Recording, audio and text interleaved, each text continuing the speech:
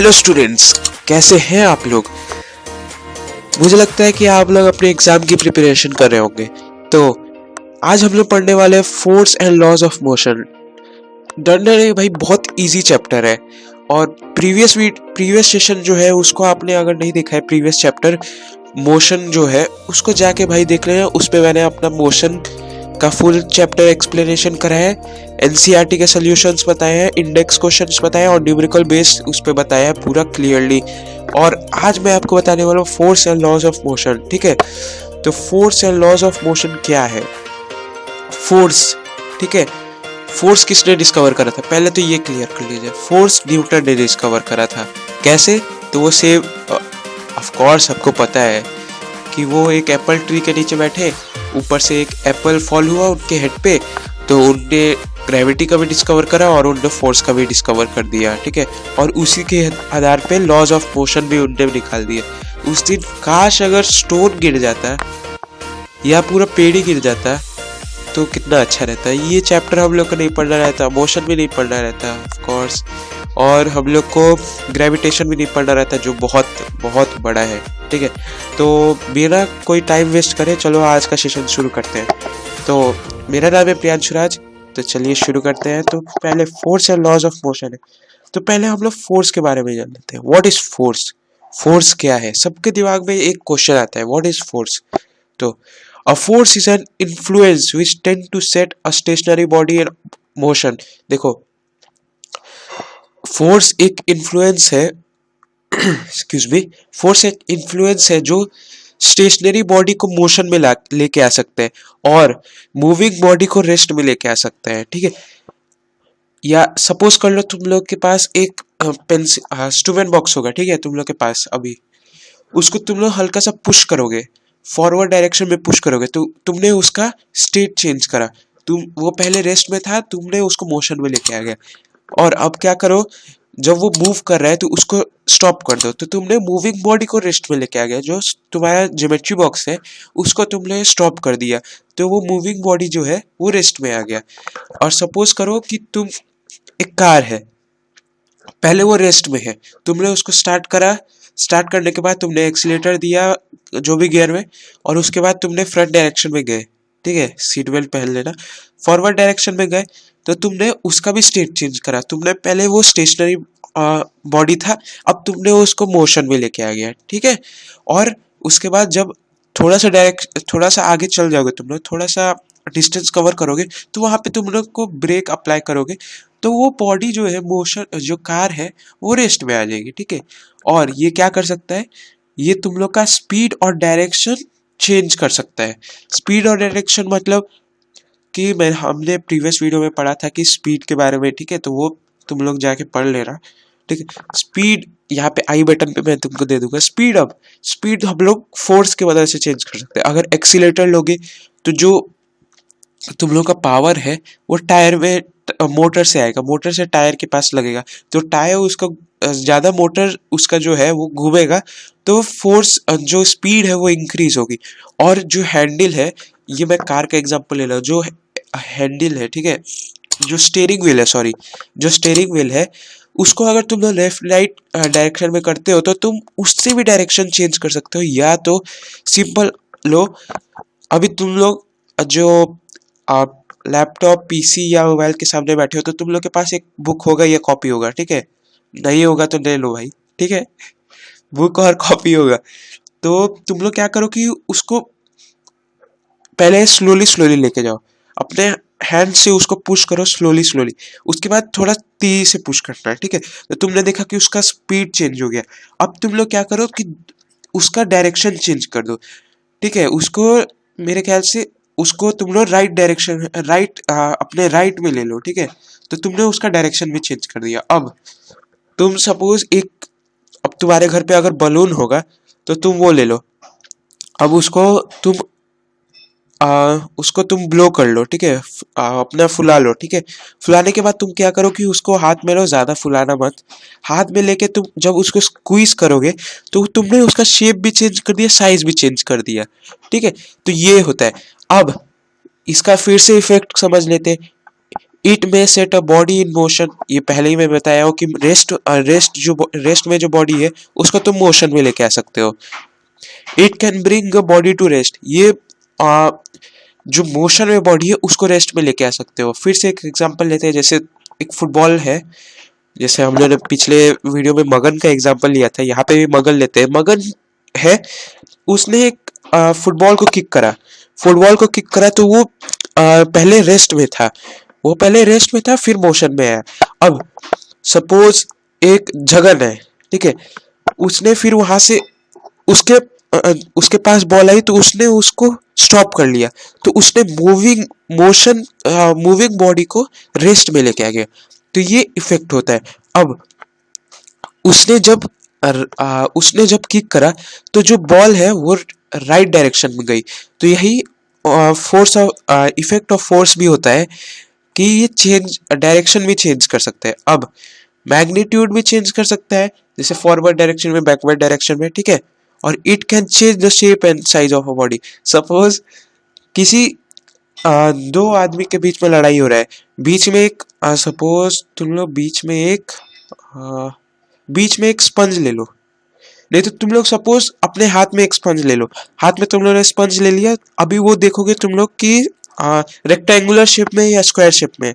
जब तुम लोग उसमें फोर्स एक्सर्ट करोगे हाथ से, उसपे जब स्क्वीज करोगे उसको, तो तुम देखोगे कि उसका शेप और साइज जो है वो छोटा या बड़ा, या उसका शेप अलग हो जाएगा। लेकिन जब उसको छोड़ दोगे तो वो फिर से अपने नॉर्मल फॉर्म में आ जाएगा।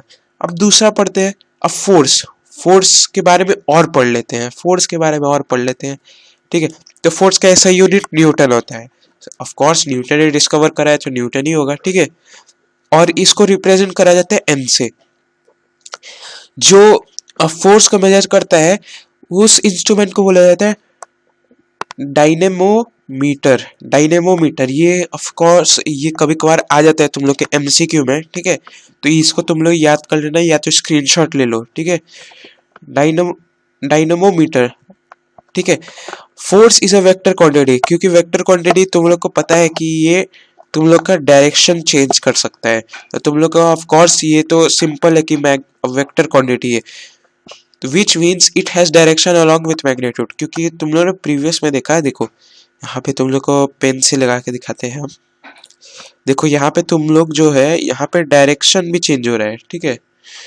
कलर चेंज कर लेते हैं, यहाँ पे तुम लोग का डायरेक्शन भी है, और यहाँ पे अगर उसके नीचे देखोगे तो यहाँ पे मैग्नीट्यूड भी है, तो ऑफ कोर्स इसके पास डायरेक्शन भी है और मैग्नीट्यूड भी है, तो ऑफ कोर्स ये वेक्टर क्वांटिटी हो गया।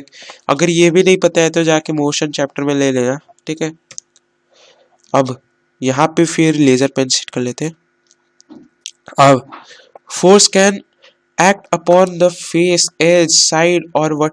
देखो ये ना तुम लोग का फोर्स कहीं पे भी लग सकता है, या तो तुम लोग एज पे, फेस पे लग सकता है, जैसे स्क्वायर का फेस तुम लोगों को पता है, वहाँ उसके जो फेस होता है वन फेस, उस साइड भी लग सकता है, एजेस पे भी लग सकता है, साइड्स पे भी लग सकता है। सपोज एक वेट, देखो फेसेस पे भी लग सकता है, ये तुम्हारा स्क्वायर हो गया, ठीक है। इसके यहाँ फेसेस पे भी लग सकता है, इसके एजेस पे भी लग सकता है, ठीक है, और इसके साइड्स पे भी लग सकता है, और इसके वर्टेक्स पे भी लग सकता है, वर्टेक्स पे भी लग सकता है। तो ये मतलब सारे जगह, किसी बॉडी के सारे जगह पे लग सकता है। ये नहीं है कि भाई फेसेस पे भाई ये फोर्स बोलेगा, नहीं मुझे फेसेस पसंद है तो मैं फेसेस पे लगूंगा, एज पे नहीं लगूंगा, एज से मेरी दुश्मनी है, ऐसा नहीं होता है फोर्स के साथ, ठीक है। वो बोलता नहीं है लेकिन ऐसे ही मान लो, ठीक है। The velocity of an object can be changed with the application of, देखो ये जो वेलोसिटी ना फोर्स चेंज कर सकता है, क्योंकि फोर्स, सपोज तुम लोग के पास एक टॉय कार होगी, hot wheels, suppose hot wheels है, ठीक है। तुम लोग ने उसको हैंड में लिया और तुमने उसको बहुत बहुत बहुत ज्यादा फोर्स से उसको पुश कर दिया, तुमने उसको, उसका जो वेलोसिटी है उसको चेंज कर दिया है, और आगे जाते जाते ऑफ कोर्स वो स्लो डाउन होते रहेगी। और वो कैसे होती है, वो फ्रिक्शन की वजह से होती है, तो आगे हम लोग पढ़ेंगे उसको। अब ये मेन चीज होता है, टाइप्स ऑफ फोर्स कितने होते हैं ये भाई इजी है सपोज, ठीक है। पहला होता है बैलेंस्ड फोर्स, दूसरा होता है अनबैलेंस्ड फोर्स, ठीक है। बैलेंस्ड फोर्स क्या होता है? Force acting on an object which does not change the state of rest और of uniform motion of it. देखो, जो बैलेंस्ड फोर्स होता है वो तुम लोग का मतलब उससे कोई भी स्टेट चेंज नहीं होता है। कोई बॉडी रेस्ट में है तो वो मोशन में नहीं आ सकता है, और कोई बॉडी यूनिफॉर्म मोशन में तो वो रेस्ट में नहीं आ सकता है। सपोज तुम लोग अभी खड़े हो जाओ, ठीक है, स्टैंड अप हो गए। अब तुम लोग जाओ अपने जो दीवार है, वॉल है, उसको जाके पुश करो, नहीं पुश हुआ, ठीक है। तो क्या हो रहा है यहाँ पे कि तुम लोग यहाँ पे अपना सपोज 5 न्यूटन फोर्स लगा रहे हो, तो जो वॉल है वो भी अपोजिट फोर्स लगा रहा है 5 न्यूटन। तो यहाँ पे जो तुम्हारा जो फोर्स लगेगा ये कट के तुम लोग का 0 फोर्स लगेगा। ये आगे आगे मैं एक एग्जाम्पल के साथ एक्सप्लेन करूंगा, तो यहाँ तक समझ लो, ठीक है। और अनबैलेंस फोर्स क्या होता है? The resultant of two opposite force acting on. देखो, ये किसी ऑब्जेक्ट को रेस्ट से मोशन में लेके आ सकते हैं और मोशन टू रेस्ट में लेके आ सकते हैं, इसी को अनबैलेंस्ड फोर्स कहते हैं। अब सपोज एक जेसीबी आया, अब तुम्हारे घर पे नहीं किसी और के घर पे आया, ठीक है। उसने वॉल पे बहुत ज्यादा फोर्स एक्सर्ट मतलब फोर्स से हिट करा, ठीक है। तो ऑफ कोर्स जो दीवार है, वो जो वॉल है वो तो क्रैक होएगी, ठीक है। तो ये हो गया तुम लोग का अनबैलेंस्ड फोर्स। अब जानते हैं बैलेंस्ड फोर्स का एग्जांपल अच्छे से, ठीक है। बैलेंस्ड फोर्स के बारे में मैं बता दिया हूँ, जो स्टेट चेंज नहीं करता है रेस्ट से मोशन। अब देखो यहाँ पे एग्जांपल देखो तुम लोग, देखो ये दोनों फाइट कर रहे हैं, ठीक है। ये दोनों फाइट कर रहे हैं, यहाँ से ही ये जो दोनों टीम है ये 5 न्यूटन का फोर्स लगा रही है, और ये दोनों जो टीम है ये दोनों 5 न्यूटन का फोर्स लगा रही है। अब देखो 5 न्यूटन जब लगेगा तो दोनों तो कट हो जाएगा, ठीक है। तो कितना न्यूटन लग रहा है? तो 0। तो force is equals to 0 newton. Force is equals to 0 newton, मतलब यहाँ पे कोई भी फोर्स नहीं लग रहा है, दोनों इक्वल है, दोनों एक दूसरे के इक्वल है, इसलिए इसको बैलेंस्ड फोर्स कहा जाता है। तुम लोग भी ट्राई कर सकते हो। एक सपोज एक वॉल में एक हुक होगा तुम लोग के, उसको तुम लोग अपने हैंड से अपने तरफ पुल करने की कोशिश करना, और देखना तुम वो जो है सॉरी वो जो वॉल है वो तुम लोग के पास नहीं आएगी, वो भी तुम लोग के ऊपर, जैसे सपोज तुम लोग के ऊपर 5 न्यूटन का ही फोर्स लगा रही है, वो भी 5 न्यूटन का फोर्स लगा रही होगी तुम लोग के ऑपोजिट पे, तो जो फोर्स होगा तुम लोग का 0 होगा ऑफ कोर्स, ठीक है। अब अनबैलेंस्ड फोर्स जानते हैं, ये तो इसका उल्टा होता है, ठीक है। अब क्या होता है, ये जो टीम है इसके पास आ जाता है, इसने पूरा बूस्ट वूस्ट पी लिया, ठीक है ना। Boost is the secret of our energy पी लिया, अब प्रमोशन नहीं कर रहे हैं, ठीक है भाई। तो यहाँ पे क्या हो रहा है कि 10 न्यूटन का फोर्स लगा रहे हैं, और यहाँ पे इसने कुछ नहीं पिया, बोला कि भाई पैसा कम है ना, ज्यादा नहीं पीना है, तो इसने फिर से 5 न्यूटन का ही फोर्स लगाया। अब क्या हुआ? अब हुआ कि जो अब क्या हुआ कि ये जो टीम है ये तो ज्यादा फोर्स लगा रही है, ये कम फोर्स लगा रही है, ठीक है, ये कम फोर्स लगा रही है। तो अब क्या होगा? अब होगा कि 10 - 5 करेंगे, ठीक है। तो यहाँ पे हम लोग का जो फोर्स आएगा ये 5 न्यूटन का फोर्स लग रहा है इन दोनों के बीच में, यहाँ पे 5 न्यूटन का फोर्स लग रहा है। कैसे कैसे लग रहा है? तो यहाँ पे 10 - 5 करोगे तुम लोग, 10 - 5, तो तुम्हारा जो आंसर आएगा वो आएगा 5 न्यूटन, ठीक है। तो तुम लोग का 5 न्यूटन आएगा। ऐसे तुम लोग फोर्स निकाल सकते हो अनबैलेंस और बैलेंस फोर्स का, दोनों को माइनस करोगे, जितना आंसर आएगा तुम लोग का फोर्स उतना अनबैलेंस्ड बैलेंस फोर्स निकल जाएगा। तो जो अनबैलेंस फोर्स है ये कभी 0 नहीं हो सकता है, ठीक है। हम जानते हैं जो मेन टॉपिक है पूरे चैप्टर का, और जो हम लोग को जो मेन क्वेश्चंस आते हैं वो इसी में से आते हैं, लॉज ऑफ मोशन, ठीक है। तो इसमें हम लोग को क्या क्या पढ़ना है? पहला लॉ में हम लोग को पढ़ना है लॉ ऑफ इनर्शिया, सेकंड में पढ़ना है force is equal to mass into acceleration. Third में पढ़ना है action is equal to opposite and equal reaction. तो चलो पढ़ते हैं। तो while most people know that while most people know that Newton laws say, many people do not know they mean और simple do not believe। देखो Newton ने जो law दिए थे वो उसको कोई कोई बिलीव नहीं करते और वो उसको जानता नहीं है कोई, ठीक है। तो आज हम लोग इसको प्रूव कर देंगे पूरा। तो न्यूटन लॉज ऑफ मोशन जानते हैं पहले। First law, an object at rest will stay at rest and an object in motion will stay at motion at constant velocity। जो ऑब्जेक्ट रेस्ट में है, जो ऑब्जेक्ट रेस्ट में है वो रेस्ट ही में रहना चाहता है। सही। देखो तुम लोग के पास जो ज्योमेट्री बॉक्स है अभी या पेन है, उसको जब तक तुम लोग पिक नहीं करोगे, अपने हैंड से फोर्स नहीं एक्सर्ट करोगे, तब तक तो वो रेस्ट में रहेगा। तो इसी को कहना चाहते हैं जो फर्स्ट लॉ में, कि जो ऑब्जेक्ट है वो रेस्ट में रहना चाहता है, जो ऑब्जेक्ट रेस्ट में है वो रेस्ट ही में रहना चाहता है। और सपोज कोई बॉल है, उसको तुमने थ्रो करा तो वो मोशन में रहना चाहता है। वो मोशन में, जब तक उस पर कोई फोर्स ना लगे, एक्सटर्नल फोर्स ना लगे, तब तक वो मोशन में रहना चाहता है। तो यहाँ पे लास्ट में unless acting upon by an unbalanced force, ठीक है, अनबैलेंस्ड फोर्स।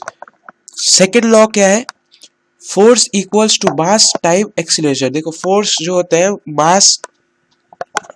मास टाइम और एक्सीलरेशन के इक्वल होता है। तो इसको भी हम लोग फॉर्मूला है, इसको भी प्रूव करके दिखाएंगे। अब थर्ड लॉ क्या होता है, for every action there is an equal and opposite reaction. किसी की कोई भी एक्शन होता है तो उसका इक्वल और अपोजिट रिएक्शन होता है।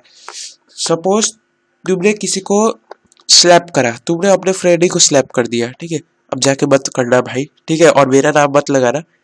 तुमने जाके किसी को स्लैप कर दिया, स्लैप करने के बाद उसको तो चोट लगी, तुम भी अपना हैंड चेक करोगे तो तुमको भी चोट लगता है, ठीक है।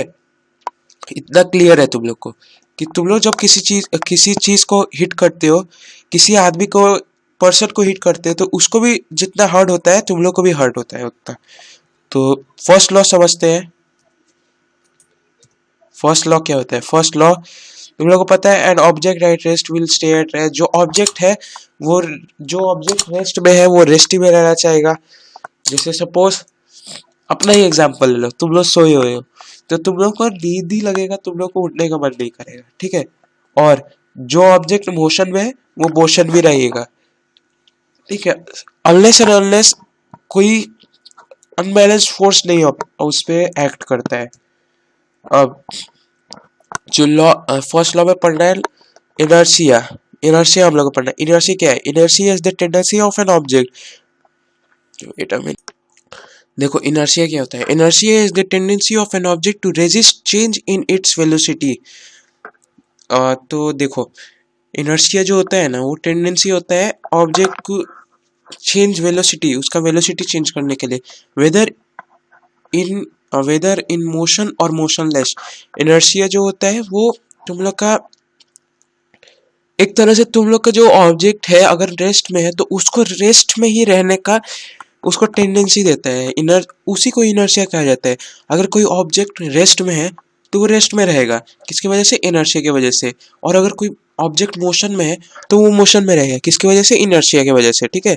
तो ये डेफिनेशन भी अच्छा है, देखो यहाँ पे, the pumpkin will not move unless acting on by, ठीक है, अनबैलेंस्ड फोर्स। जब तक ये जो पंपकिन है तुम लोग को दिख रहा है बहुत अच्छा, हेलोवीन में जो यूज होता है ऑफ कोर्स, ठीक है, तो अगर इस पे हम लोग अनबैलेंस्ड फोर्स नहीं लगाएंगे तब तक ये मूव नहीं करेगा। अनबैलेंस्ड फोर्स मतलब हम लोग जब तक इस पे, अगर ये सपोज जब तक हम लोग इस पे अनबैलेंस्ड फोर्स नहीं लगाएंगे तब तक ये मूव नहीं करेगा, ठीक है। तो ये इनर्शिया हो गया। अब दूसरा second, one airborne unless acting on by, ठीक है, अनबैलेंस। ये जो बॉल है ये तब तक मूव नहीं करेगा जब तक अनबैलेंस फोर्स इस पे एक्ट नहीं करता है। Gravity and air fluid friction it would never stop. देखो ग्रेविटी हो, एयर हो, फ्लूइड फ्रिक्शन हो, ये रुकेगा नहीं, ठीक है। अब दूसरा जानते हैं, unless acting upon the unbalance force this ball would set on the ten for ever. देखो अगर इस पे अनबैलेंस फोर्स नहीं एक्ट होता है तो जो बॉडी है, जो गल्फ बॉल है, ये इसी पे सेटल रह जाएगा, ठीक है, ये मूव नहीं करेगा। अब why then do we observe everyday object in motion slowing down and become motionless Significant, seemingly without an outside force? देखो, अब ये तुमसे क्वेश्चन पूछ रहा है, इसको मत देखो। तुमसे क्वेश्चन पूछ रहा है कि हम लोग जब भी डेली देखते हैं कि सपोज एक बॉल है, उसको मैंने किक किया, कोई किसी को नहीं मिला, वो जाते फॉरवर्ड डायरेक्शन में जाते जाते जाते वो स्लो डाउन हो जाता है। जितना स्पीड से सपोज तुमने 8 मीटर पर सेकेंड के स्पीड से तुमने उसको किक करा था, लेकिन जाते जाते वो 1 मीटर पर सेकेंड के स्पीड से हो जाता है। तो कैसे होता है? और कभी कभार तो जाते जाते वो स्टॉप ही हो जाता है, एकदम रेस्ट में आ जाता है। तो वो कैसे होता है? तो it is a force we sometimes can not seen. देखो, ये जो फोर्स होता है ना, ये कभी कभार दिख ही नहीं सकता है। इस फोर्स को कहा जाता है फ्रिक्शन। भैया एक और टर्म आ गया, फ्रिक्शन क्या होता है? तो सिंपल है भाई, friction on an object unlike the frictionless space the moon travels through are under in. देखो, जो अर्थ है, अर्थ में फ्रिक्शनलेस स्पेस, देखो मून जो होता है ना, ये फ्रिक्शनलेस मूवमेंट करता है, ठीक है। तो इसको ज्यादा ध्यान नहीं दिया जाए, पहले फ्रिक्शन पढ़ा जाए। what is this unbalanced force that act on object? देखो, ये अनबैलेंस्ड फोर्स होता है क्या? कौन सा ऐसा अनबैलेंस्ड फोर्स है जो एक्ट होता है ऑब्जेक्ट पे? तो ये होता है तुम लोग का फ्रिक्शन, ठीक है। There are main types of friction.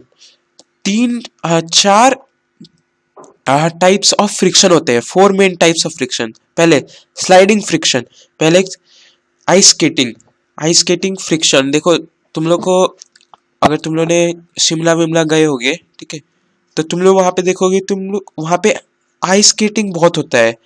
तो वो लोग स्की कैसे कर पाते हैं?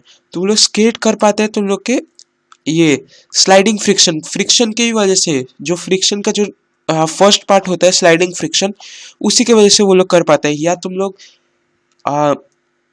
जो आइस होता है उसको जब तुम लोग हाई हैंड में लेते हो तो वो कभी कभार स्लिप होता है बहुत, तो वो भी स्लाइडिंग फ्रिक्शन के वजह से ही होता है। रोलिंग फ्रिक्शन, बॉलिंग, देखो रोलिंग फ्रिक्शन भी बहुत अच्छा एग्जांपल है। सपोज एक फुटबॉल है, ठीक है, फुटबॉल है, उसको तुमने किक किया तो वो रोल हो रहा है, ज्यादा फोर्स नहीं किक किया कि वो फ्लाई हो रहा है, तुमने किक किया वो रोल हो रहा है। रोल होते होते होते होते वो स्लो डाउन हो जाता है, जो उसका स्पीड होता है वो स्लो हो जाता है, या कभी कभार वो रेस्ट में चल जाता है। तो वो कैसे होता है? वो रोलिंग फ्रिक्शन की वजह से होता है। फ्लूइड फ्रिक्शन, एयर और वाटर रेजिडेंस। देखो, फ्लूइड फ्रिक्शन क्या होता है कि जहाँ पे फ्लूइड फ्रिक्शन क्या होता है कि एयर और वाटर से जो रुकता है कोई ऑब्जेक्ट। सपोज तुम अपने आप को ही ले लो, जब स्विमिंग पूल में तुम रहते हो तो तुम लोग को मूव करने में बहुत मुश्किल होता है। तो तुम लोग को पता होगा कि एयर और वाटर के वजह से ही होता है। और तुम लोग को फ्लूइड पता है, फ्लूइड 2 टाइप के होते हैं, एक एयर में होता है और लिक्विड, ये दोनों ही फ्लूइड होते हैं। इसकी वजह से एयर और वाटर रेजिडेंस होता है। और सपोज कभी कभार साइक्लोन या बहुत विंड, बहुत ज्यादा स्पीड में विंड ट्रेवल करता है तो तुम लोग मूव नहीं कर पाते हो जल्दी से, तो वो भी तुम लोग का फ्लूइड फ्रिक्शन की वजह से होता है। अब स्टैटिक फ्रिक्शन, अब initial friction when moving an object. जो इनिशियल फ्रिक्शन होता है जब कोई ऑब्जेक्ट मूव करता है, जहां से जो इनिशियल फ्रिक्शन होता है उसी को स्टैटिक फ्रिक्शन कहते हैं। तो अब तुम लोग के साइड में एक बुक होगा, ठीक है, अब उसको तुम लोग ने टेबल पे रख दिया, अब तुम लोग ने उसको मूव कर दिया, अब उसको सेट कर दिया, तुम लोग कहीं पोजीशन पे उसको छोड़ दिया, तो ये कैसे रेस्ट पे आया? तो ये फोर्स था, that force being the force of friction. Excuse me, ये जो फोर्स था ये तुम लोग का फ्रिक्शनल फोर्स था, फ्रिक्शनल फोर्स जो तुम लोग के बुक है उसको रेस्ट पोजीशन में लेके आ गया। अभी तुम लोग के पास साइड में बुक होगा फिजिक्स का या साइंस का, तो तुम लोग उसको मूव करो फॉरवर्ड डायरेक्शन में और उसको ऐसी अपना जो हैंड है उसको वहां से हटा लो, तो जो बुक है वो कहीं ना कहीं जाके रुक जाएगा, ठीक है। तो वो कैसे रुकता है, वो फ्रिक्शन की वजह से रुकता है। अब in the absence of force of friction, जब फोर्स ऑफ फ्रिक्शन नहीं होगा तो जो बुक है वो कंटिन्यू मोशन में रहेगा, वो मतलब फिर फॉरवर्ड डायरेक्शन में जाते रहेगा और सेम स्पीड के साथ, और डायरेक्शन कभी रुकेगा ही नहीं जब तक वहां पे फ्रिक्शनल फोर्स नहीं एक्ट होगा, ठीक है। अब Newton's first law of motion क्या होता है, यही तो जानना था। Newton's first law and you, इसको अपने को मत लेना, ठीक है, ये मैंने ऐसे ही लिख दिया है। अब क्या होता है भाई, ये क्या, do not let to be you pair seat belt. जब भी कार चलाओ भाई, कार या बाइक, तो तुम लोग हेलमेट और सीट बेल्ट पहन लो, अपना सेफ्टी का पूरा ख्याल रखा करो। या तो तुम लोग बाइक पे हो तो गियर जो आता है तुम लोग का गियर सेट, वो पहन लिया करो, ठीक है। अब क्या होगा, पहले न्यूटन्स फर्स्ट लॉ, देखो ये जो कार है यहाँ पे तुम लोग देख रहे हो ये वॉल से हिट हो रहा है, अच्छा ड्राइवर नहीं था, ठीक है। तो ये इसको हिट कर देता है, और ये जो पर्सन होता है, ये मगन जो होता है, ये यहाँ पे गिर जाता है। मगन एकदम स्पीड में आ रहा था, इसने वॉल नहीं देखा और यहाँ पे हिट हो जाता है। अब क्या, ये भी इनर्शिया की वजह से होता है। देखो जो कार है वो तो रेस्ट में आ जाएगी, लेकिन जो तुम हो, जो मगन है, अपने आप को लेट मत करो, जो मगन है वो मोशन में रहेगा। एक अच्छा सा एग्जांपल लेते हैं, ठीक है, एक अच्छा सा एग्जांपल लेते हैं। तुम लोग बहुत बार बस में गए होगे, बस या कार में गए होगे अपने।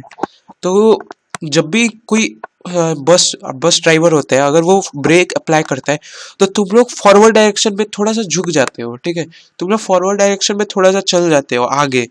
तो कैसे, वो तुम लोग का जो बस है वो रेस्ट में आ जाता है, लेकिन जो तुम लोग का बॉडी होता है वो मोशन में रहता है, ठीक है। जो बॉडी होता है वो मोशन में रहता है। या तो तुम लोग कार में हो, तो कार में तुम लोग देखोगे कि अगर तुम लोग के पेरेंट्स अगर ड्राइव करते होगे, जब वो लोग ब्रेक अप्लाई करते हैं तो तुम लोग का जो बॉडी होता है वो पूरा फॉरवर्ड डायरेक्शन में आ जाता है। अगर ज्यादा ब्रेक अप्लाई करते हैं, एक्सट्रीमली हार्ड ब्रेक अप्लाई करते हैं, अगर कोई सिचुएशन ऐसा आ जाए, तो तुम लोग पूरा आगे चल जाते हो, फॉरवर्ड डायरेक्शन में पूरा आगे, फ्रंट सीट होता है उसके पास चल जाते हो। तो ये कैसे होता है, ये इनर्शिया की वजह से होता है। और इनर्शिया किसमें आता है, न्यूटन्स फर्स्ट लॉ में, ठीक है। अभी यहाँ पे देख सकते हो, जो कार थी वो 80 किलोमीटर पर आवर की स्पीड में चल रही थी, लेकिन ये इस ब्रिक के वजह से रुक गई। तो जो तुम लेकिन ये कार तो रुक गई, लेकिन जो तुम हो, तुम्हारा जो स्पीड होगा वो होगा 80 मीटर पर आवर। सोचो 80 मीटर पर आवर, ठीक है। वैसे ये स्टंट कर रहा है, ठीक है, मगन हम लोग का। अब जानते हैं दूसरा, अब सेकेंड लॉ ऑफ मोशन जानते हैं।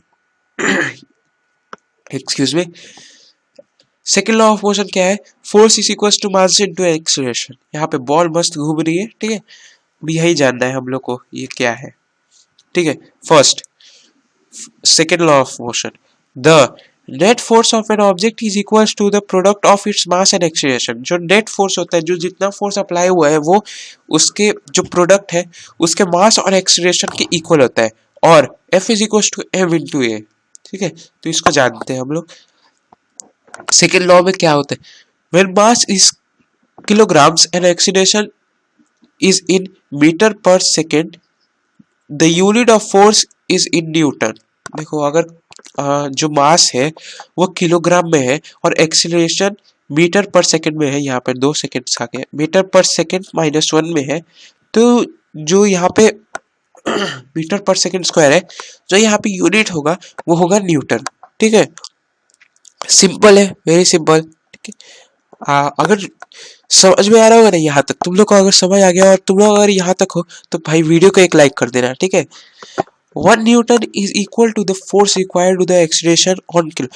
जितना फोर्स न्यूटन जितना फोर्स लगेगा वो इक्वल होगा force required to accelerated 1 kilogram of mass. देखो इसको एक अच्छे से समझते हैं, जितना न्यूटन फोर्स एक्सर्ट होगा वो फोर्स रिक्वायर्ड टू एक्सलेट, जितना फोर्स रिक्वायर्ड होगा accelerate 1 kilograms of mass at 1 metre per second, उसको वो इक्वल होता है 1 न्यूटन के। ठीक है, अब इसको समझते हैं formula. Second law, F is equals to m into a. How much force is needed to accelerate a 1400 kilogram car 2 metre per second? ठीक है, अब क्या, राइट द फॉर्मूला। पहले तुम लोग को फॉर्मूला लिखना पड़ेगा, सॉरी, तो यहाँ पे पेन अप्लाई कर लेते हैं। पहले तुम लोग को फॉर्मूला लिखना पड़ेगा। फॉर्मूला क्या है, F is equal to mass into acceleration. देखो तुम लोग का जो मास है यहाँ पे तुम लोग का दिया हुआ है 1400 किलोग्राम्स, पहले ही किलोग्राम्स में, और जो सेकंड और जो एक्सलेरेशन है वो है तुम लोग का 2 मीटर्स। और तुम लोग को पता है कि पिछले हम लोग ने स्लाइड में पढ़ा था, पिछले स्लाइड में आ ही जाता है, अगर मास किलोग्राम में है और एक्सलेरेशन तुम लोग का मीटर पर सेकंड स्क्वायर में है, तो तुम लोग का जो फोर्स होगा वो न्यूटन में आएगा। ठीक है, तो वही चीज है यहाँ पे। अब तुम लोग को यहाँ पे बस पुट कर देना है, यहाँ पे जो भी मास है तुम लोग को पुट कर देना है और एक्सीलरेशन जितना है वो पुट कर देना है। तो यहाँ पे F is equal to 1400 kg into 2 metre per second square. ठीक है, यहाँ पे तुमने कर दिया। तो जब इसको सॉल्व करोगे, जैसे 2 0 से 0, 2 0 से 0, 2 8 2 4 8, 2 1 2 2, तो यहाँ पे आंसर आएगा जो solve 2800 kg metre per second square. जब ये तो आ गया, लेकिन तुम लोग को यहाँ पे तुम लोग को लिखना है 2800 न्यूटन, क्योंकि तुम लोग को पता है कि न्यूटन में आंसर आएगा। तो लेकिन ये भी लिख सकते हो, लेकिन अगर तुम लोग को ज्यादा मार्क्स चाहिए तो ये लिखो। ठीक है, तो अब जानते हैं, वेट अ मिनट, एक मिनट।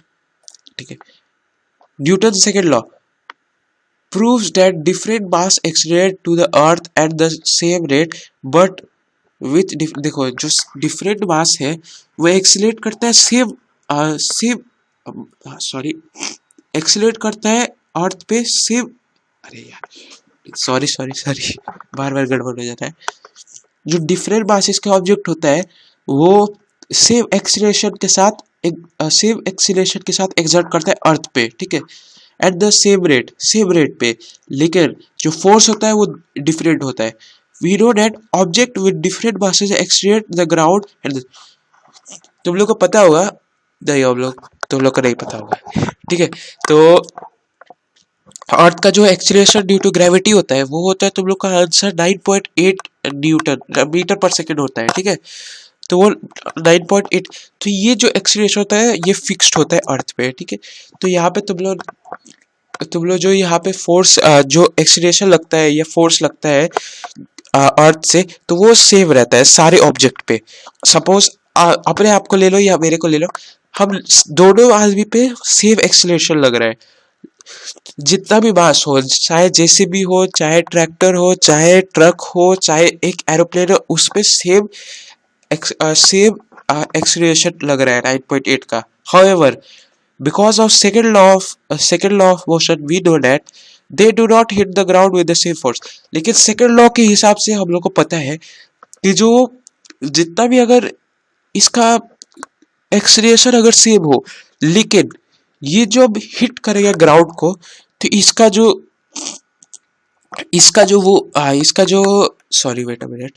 जो फोर्स होगा वो दूसरा होगा। तो निकालते हैं भाई। ठीक है, F is equal to 9.8 newton is equal to 10 kg into acceleration, इतना जो मैंने बताया था, जो मैंने तुम लोग को बताया था 9.8 मीटर पर सेकेंड स्क्वायर। तो यहाँ पे तुम लोग पुट करोगे तो 98 न्यूटन तुम लोग का आंसर आ जाएगा। ठीक है, क्योंकि यहाँ पे 10 है, इससे डेसिमल हट जाएगा, यहाँ पे 10 आ जाएगा तो 10 कट जाएगा। यहाँ पे इसके नीचे जब डेसिमल हटाओगे तो यहाँ पे 10 आ जाएगा, तो ये 10 से 10 कट जाएगा, तो 98 न्यूटन आ जाएगा। अब मास पहले ऑब्जेक्ट का पता था आप लोग को, ठीक है, तो यहाँ पे निकल गया। अब सेकेंड ऑब्जेक्ट का पहले मास हम लोग को पता है m is equal to 1 kg। ठीक है, 1 kg हम लोग ने लिख दिया, और जो ग्रेविटी लग रहा है हम लोग के अर्थ पे एक्सीलरेशन ड्यू टू ग्रेविटी, वो है 9.8 मीटर पर सेकेंड स्क्वायर। तो यहाँ पे तुम लोग ने वो भी पुट कर दिया। जब यहाँ पे पुट करोगे तो तुम लोग का जो आंसर आएगा 9.8। तो यहाँ पे साफ साफ तुम लोग को दिख रहा है कि जितना भी मास सेम हो, एक्सीलरेशन अगर सेम हो, तो यह बात अलग हो, लेकिन जो फोर्स जो लगे, फोर्स जो जिस फोर्स से हिट करेगा कोई ऑब्जेक्ट, तो वो डिफरेंट हो सकता है, डिफरेंट हो सकता है, ठीक है, सिंपल। अगर कोई क्वेरी होगी ना तो जल्दी से कमेंट में डाल देना, मैं तुम लोग का क्वेरी जल्दी से क्लियर कर दूंगा। अब देखते हैं,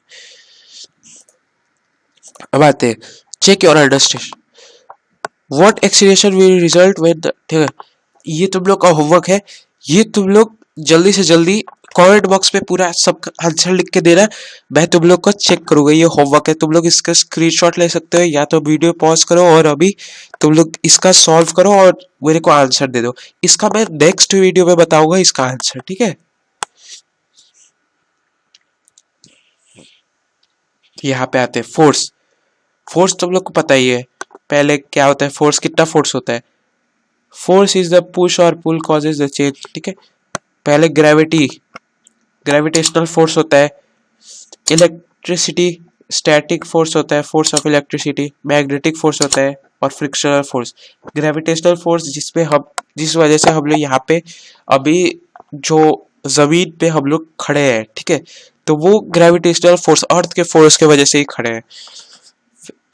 स्टैटिक फोर्स, सपोज तुम लोग ने ऑफ कोर्स बहुत करा होगा, मैंने तो बचपन में बहुत करा है। मैं अपना स्केल लेता था, अपने हेयर पे रब करता था, और उसके बाद छोटे छोटे पीसेस ऑफ पेपर रहते थे, उस पे जैसे ही टच कराता था तो वो अट्रैक्ट हो जाते थे, एज अ मैग्नेट काम करता था जो स्केल, वो भी स्टैटिक फोर्स। इलेक्ट्रिसिटी की वजह से उसमें इलेक्ट्रिसिटी आ जाती थी। अब मैग्नेटिक फोर्स, मैग्नेटिक फोर्स पता है तुम लोग को क्या होता है, एक मैग्नेट लो और एक आयरन का पीस लो, वहाँ पे तुम जब तुम लोग स्टिक करते हो उसके पास लेके जाते हो तो वो स्टिक हो जाता है। अब फ्रिक्शनल फोर्स जो मैंने अभी बताया है, जिससे कोई ऑब्जेक्ट का वेलोसिटी और स्पीड चेंज हो सकता है। अब आते हैं third law of Newton motion, ठीक है। For every action there is an equal and opposite reaction. देखो कोई भी एक्शन हो उसका इक्वल एंड अपोजिट रिएक्शन होता है। सपोज तुमने किसी को हिट करा, अपने दोस्त को हिट करा बहुत बहुत तेजी से, बहुत तेजी से उसको स्लैप करा, सपोज जाके भाई करना मत और बोलना मत कि भाई, ये मत बोला कि अब मैं third law of motion check कर रहा था, अब जाके स्लैप मत कर देना उसको, ठीक है। ये यहाँ पे एग्जाम्पल ले रहा हूँ, तुमने उसको स्लैप करा, लेकिन वहां उसको जितना हर्ट हुआ तुम्हारे हेड में भी उतना हर्ट होगा, ठीक है। और सपोज अगर तुम लोग एक वॉल पे हिट करते हो, बहुत फोर्स से पंच करते हो, तो तुम लोग का जो हेड है उस पे भी तुम लोग को उतना ही न्यूटन का फोर्स लगेगा। सपोज जो वॉल है उस पर तुमने 5 न्यूटन का फोर्स लगा है, तो जो अपोजिट फोर्स आएगा वो भी 5 न्यूटन का ही होगा, ठीक है। अब थर्ड लॉ ऑफ मोशन का एग्जाम्पल ले लेते हैं। न्यूटन के हिसाब से जो ऑब्जेक्ट ए है और ऑब्जेक्ट बी है वो एक दूसरे पे अपोजिट फोर्स लगाते हैं। तो सपोज जिस चेयर पे अभी तुम लोग बैठ के मेरा वीडियो देख रहे हो, उस चेयर पे तुम लोग डाउनवर्ड फोर्स लगा रहे हो और जो चेयर है वो अपवर्ड फोर्स लगा रही है, ठीक है। बहुत अच्छा एग्जाम्पल है। और अगर जो दो फेसेस है, जिस भी डिवाइस पे तुम लोग देख रहे हो मेरा वीडियो, तो जैसे दो फेसेस है, जैसे तुम्हारे फोन का डिस्प्ले या तुम्हारे पीसी लैपटॉप का डिस्प्ले और तुम्हारा फेस दोनों एक साथ में अट्रैक्ट कर रहा है, तो इसी को कहा जाता है action and opposite reaction. There are two forces called action and reaction forces. तो न्यूटन्स लॉ इन नेचर, अब Newton's third law in nature क्या है, कंसिडर द एक फिश पॉन्ड है, ठीक है। A fish used to find the push backward water backward। देखो जो फिश फाइंड होता है, ठीक है, अब उसको क्या बोला जाता है हिंदी में नहीं पता है, ठीक है, तो उससे वो पीछे जो वाटर है उसको पुश करती है। सपोज तुम लोग अगर स्विमिंग में भी जाते होगे तो तुम लोग देखते होगे कि वाटर को पुश करते हो तुम लोग बैकवर्ड में, ठीक है। इन turning the water reacts bye pushing the fish forward, ठीक है। इसके वजह से जो फिश होता है वो फॉरवर्ड डायरेक्शन में जा रही होती है, देख सकते हो ये फॉरवर्ड डायरेक्शन में जा रही है। The size of the force in the water equals the size of the force of on the fish. देखो जितना फोर्स ये फिश लगाएगी ना वाटर पे, उतना ही इक्वल होगा इस फिश पे जो वाटर फोर्स लगाएगा, इसलिए वो मूव कर पाती है। The direction of or the water is opposite the direction of the force on the fixed forward. देखो फिश जो फोर्स लगा रही है वो बैकवर्ड डायरेक्शन में लगा रही है, लेकिन जो वाटर फोर्स लगा रहा है वो फॉरवर्ड डायरेक्शन में लगा रहा है। तो यहाँ पे इक्वल एंड ऑपोजिट रिएक्शन हो गया, ठीक है। अब यहाँ पे एक और एग्जांपल ले लेते हैं, third law, flying gracefully through the air. देखो जो ईगल है, ये सपोज एक ईगल है, ये एक ईगल है, ठीक है, ऑफ कोर्स ये ईगल है, ये ग्रेसफुली फ्लाई कर रहा है और ये थर्ड लॉ पे भी डिपेंड होता है, ठीक है। ये फ्लाई कर पाता है थर्ड लॉ ऑफ मोशन के। अब कैसे? As the bird pushes down on the air, ये तुम लोग का जो इसका विंग्स होता है ये एयर को पुश करता है, ऑफ कोर्स पुश करता है। तुम लोग अगर इसके नीचे खड़े होते हो तो तुम लोग फील कर पाते हो। अब उतना ऊपर रहेगा तो नहीं फील कर पाओगे, जब पास में रहते हैं जैसे पैरेट्स रहते हैं तो उससे फील हो पाता है, या तो तुम लोग जू में जाते हो तो वहां पे तुम लोग फील कर सकते हो। The air pushes their wings up. देखो जो एयर होता है ना, ये पुश करता है, क्या बोलते हैं, पुश करता है ईगल को अपवर्ड में।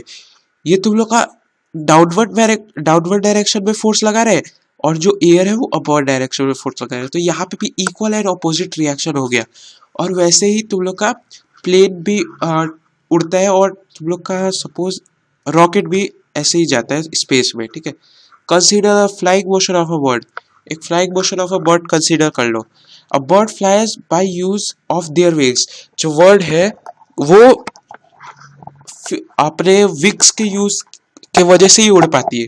The wings of a bird pushes air downwards. Of course मैंने पहले ही बता दिया है, जो एयर होता है, विंग्स ऑफ द बर्ड होता है वो डाउनवर्ड डायरेक्शन में पुश करता है।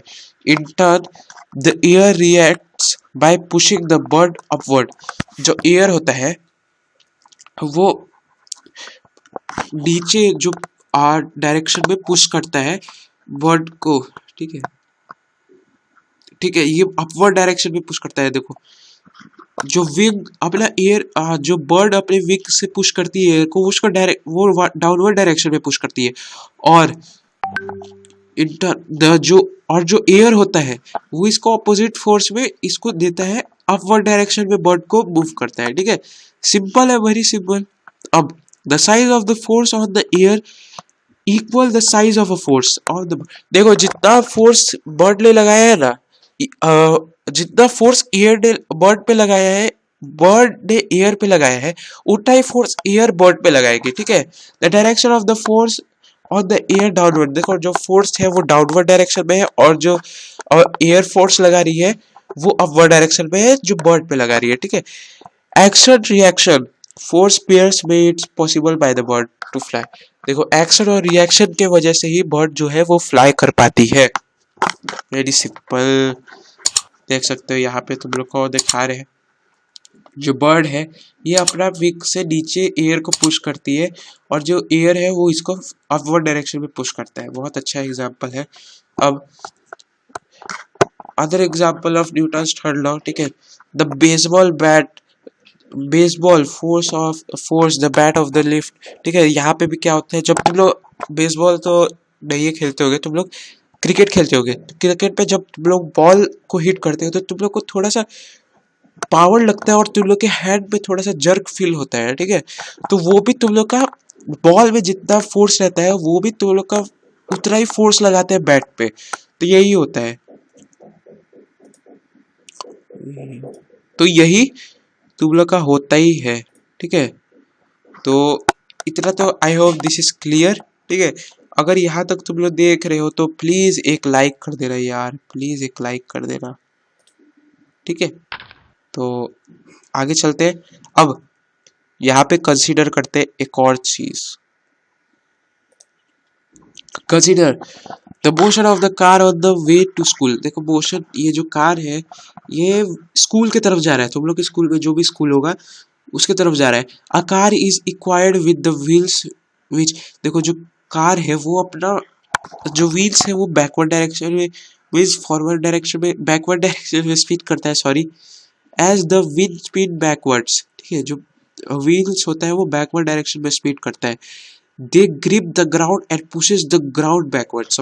ऑफ कोर्स ये जो सॉरी सॉरी, ये जो व्हील्स होता है ये तुम लोग का ग्राउंड जो होता है इसको बैकवर्ड डायरेक्शन में पुश करता है। ये तुम लोग का व्हील्स होता है इसको तुम लोग का बैकवर्ड डायरेक्शन में पुश करता है। तो ये वेरी बहुत इजी एग्जाम्पल है। या तो तुम लोग अपने आप को भी ले सकते हो, तुम लोग जब जो ग्राउंड होता है उसको तब तक तुम लोग पुश करते हो तभी तुम लोग फॉरवर्ड डायरेक्शन में जा पाते हो। अब यहाँ पे तुम लोग ले सकते हो थर्ड लॉ का एक और अच्छा सा example, the reaction of A rocket, the application of the third law of motion. जो रिएक्शन होता है वो थर्ड, देखो यहाँ पे तुम लोगों ने इंजन स्टार्ट करा फिर और फ्यूल उसका बर्न हुआ तो वहां से हॉट गैसेस प्रोड्यूस हुई। The hot gases pushes again the inside tube of the rocket. जो एक्सक्यूज मी जो हॉट गैसेस होता है ये रॉकेट को पुश करता है अपवर्ड डायरेक्शन में, ठीक है। Rocket escape out the both of the tubes. जो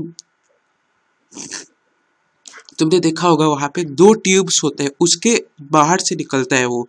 as the gases move downward direction the rocket moves in the opposite direction. देखो जो गैसेस है ये डाउनवर्ड डायरेक्शन में जा रहा है लेकिन जो रॉकेट है ये अपवर्ड डायरेक्शन में जा रहा है। तो ये भी बहुत अच्छा एग्जाम्पल है, ठीक है। और अगर तुम लोग के पास रॉकेट है जो तुम लोग ने दिवाली में बहुत बार यूज करा होगा, उसको भी अगर तुम लोग नीचे से बर्न करते हो या तो अगर तुम लोग के पास अभी है तो तुम लोग उसको यूज कर सकते हो थर्ड लॉ ऑफ मोशन के लिए। जब तुम लोग उसको बर्न करोगे तो नीचे से जो चिंगारियां बोला जाता है उसको, या जो फायर क्रैकर बर्न होता है तो नीचे से एक फ्लेम निकलता है, ठीक है। तो वो फ्लेम जो होता है इतना है प्रेशर से निकलता है कि इतना हाई फोर्स से निकलता है कि जो रॉकेट होता है वो अपवर्ड डायरेक्शन में जाता है, लेकिन जो फायर है वो किस डायरेक्शन में निकल रहा है, डाउनवर्ड डायरेक्शन में। तो ये भी इक्वल एंड अपोजिट रिएक्शन होता है। ये भी अच्छा सा एग्जाम्पल है। अब एक और टर्म आता है, व्हाट इज मोमेंटम। मोमेंटम भी क्या होता है, momentum is the major quantity of the quantity as the object in moving has mass। देखो सो इट हैज, देखो मोमेंटम जो होता है ना वो मेजरेबल क्वांटिटी होता है। जो मूविंग बॉडी होता है उसके पास मास होता है कि नहीं, ठीक है। तो इसको momentum is defined as the mass m time the velocity v। if an object is settled so its velocity is zero is resulted in zero momentum। देखो अगर कोई ऑब्जेक्ट है अगर वो रेस्ट में है तो उसका जो मोमेंटम होगा वो जीरो होगा। एक एग्जांपल लेते हैं, a moving bullet has a larger momentum since it has an extremely large velocity through it carry very small masses. एक बुलेट है तुम लोग के पास, उसके पास बहुत ज़्यादा वो है, मतलब बहुत ज़्यादा वेलोसिटी है क्योंकि वो बहुत ज़्यादा वेलोसिटी से निकली है, लेकिन उसके पास मास कम है तो मोमेंटम ज़्यादा होगा, ठीक है। बहुत सिंपल है। The produce of the unit of mass and velocity is the unit of momentum। जितना मास प्रोड्यूस होगा और वेलोसिटी वो मोमेंटम के इक्वल होगा। To find the momentum we can use the simple formula. Momentum को फाइंड करने के लिए सिंपल फार्मूला यूज कर सकते हैं, P is equal to m into v, where P is the momentum, P momentum है, m मास है और v वेलोसिटी है। The SI unit of momentum is kg metre per second -1। तो यहाँ पे हम लोग का चैप्टर कंप्लीट होता है, ये वाला चैप्टर। और अब मैं इसका जो दूसरा है, यहाँ दूसरा जो है इसमें मैं आपको लेके आऊँगा, जो दूसरा पार्ट होगा इसमें आपका लेके आऊँगा मैं और NCERT का इंडेक्स क्वेश्चन, ठीक है। इंडेक्स क्वेश्चन उसमें पूरा सोल्यूशन उसका लेके आऊँगा। तो उसके लिए भी बने रहिएगा, जल्दी से सब्सक्राइब कर दीजिएगा चैनल को। जल्दी डालूंगा मैं उस वीडियो को भी और चेक कर लीजिएगा, ठीक है। तो हम लोग आते एक मोटिवेशनल स्पीच से। Teacher can open the door but you must enter it yourself. देखो टीचर जो भी है, जो टीचर है ना वो तुम्हारे लिए बस दरवाजा खोल सकता है। अब तुम्हारे लिए दरवाजा ही ना खोल सकता है, तुमको उठा के थोड़ी ना लेके जाएगा भाई, तुम लोग के पास पैर है, लेकिन तुम लोग को उसके अंदर एंटर करना पड़ेगा। तुम्हारा कोई टीचर है, उसने तो तुम्हें बोला कि तुम भाई ये वाला करो, ये करो, ये करो, फलाना ठिकाना करो, ठीक है। तो तुम्हें उसके अंदर एंटर करना पड़ेगा कि मैं ये करूँ कि नहीं करूँ, ठीक है। तो जब तक तुम लोग उसके अंदर एंटर नहीं करोगे तो तब तक तुम लोग कैसे उसको पढ़ोगे। जैसे किसी को डॉक्टर बनना है तो तब तक वो साइंस फील्ड में नहीं जाएगा, ठीक है। और अगर टीचर उसको बताता भी है कि ऐसे ऐसे करो, जब तक उसका मन नहीं करेगा तो वो कैसे बनेगा, ठीक है। तो यही कहना चाह रहा है ये मोटो। अब तो अगर वीडियो अच्छी लगे तो लाइक कर देना। और देखो इसके बाद जो वीडियो आने वाली है वो है एनसीईआरटी के इंडेक्स सॉल्यूशन पे, पूरा उसमें मैं डिटेल में बताऊंगा आपको। Very simple simple exam, very very simple example के साथ आपको बताऊंगा, ठीक है। तो उसके लिए रेडी रहिएगा और चैनल को सब्सक्राइब कर देना। और अगर वीडियो अच्छी लगी, अगर थोड़ी सी भी वीडियो अच्छी लगी हो ना, तो एक लाइक कर देना भाई। लाइक के वजह से हम लोग यहाँ पे वीडियो बना पाते हैं, और आपका तो प्यार रहता है ये लोगों का, ठीक है। तो प्लीज भाई प्लीज लाइक कर देना कि जल्दी से जल्दी मैं वीडियो अपडेट कर पाऊँ। तो so bye bye, stay safe, stay healthy,